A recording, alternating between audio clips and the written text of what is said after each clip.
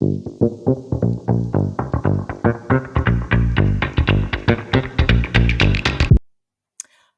everybody. Welcome back to Better at Business. We are in the last little part of strategies in overall organization performance. But just to recap on the strategies that you need to be able to talk about, it's good to learn the main headings and then either have an acronym to remember what's underneath them or some examples that you can kind of relate to. So, generic strategies, we had the three headings under that, which was a low cost strategy, a focus on niche strategy, or a differentiation strategy. Then we looked at corporate strategies, and there were three: corporate combination, decline defensive, and our growth strategy. And I remember saying that our growth strategy likes to pop up where it is market penetration, product development, and diversification. Today, we are going to be looking at integration strategies, and the examiners love to ask integration strategies. They like to know that you understand what the definition is and to provide a relevant industry example to an integration strategy. So, let's have a look at a forward integration strategy. So that is looking at anybody that you are dealing with before the customer. So some of the ideas that Mr. Price could do is they could partner with designers. So they could have a collab going with a designer, which will enhance the brand. They could possibly develop a mobile app that offers features like a virtual try on. So, Mr. Price, this is all part of a forward integration strategy before the customer is actually buying the product. Mr. Price could possibly buy a transport logistics company that is distributing all the fashion to all the different stores. They could invest in a transport company and buy the transport company. So Sheen is very good with regards to this. They are virtually integrated into their supply chain from design, manufacturing to distribution and the retail store.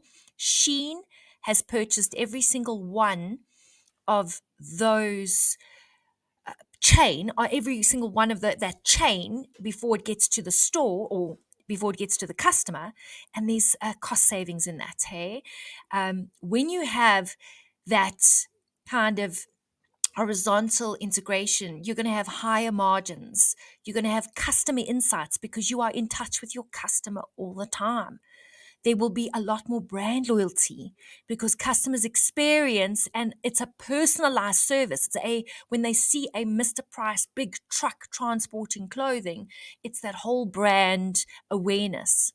And then, of course, for forward integration, you've got market responsiveness, which is a faster response to market trends. Okay, let's have a look at our backward integration. Backward integration is where you are looking behind you. So the customer is in front. So anything before the customer is a strategy. Anything behind you as Mr. Price. So that is, for example, Mr. Price buying a cotton or hemp farm, an in-house dyeing and printing facility. Anything that before the material actually gets to the store, you're looking back. They could own textile mills, fabric production. So here is an example of where that happened is fast fashion retailer Zara. They produce the majority of their clothing in-house. They do not send their material to a fashion factory that's now got to make the clothing up. They produce it themselves, and that is backward integration. So Mr. Price could possibly buy the factories that are making and sewing these clothing, and that would be a strategy for backward integration. And then horizontal strategy is where Mr. Price, if you stretch your arms out, Mr. Price is looking at competitors. So the people that are with them, the companies that are with them fighting in this market. So where has Mr. Price practiced horizontal integration strategies? Well, they've acquired Power Fashion. They have a controlling stake in Studio 88, and they've also bought Yuppie Chef. So those are your integration strategies. Each one of them have merits, and a lot of it is cost saving, increased market share, brand loyalty. So you can use any one of those. They would have, from a backward integration, you've got more control over quality because you are now the farmer that knows the kind of cotton that you've got.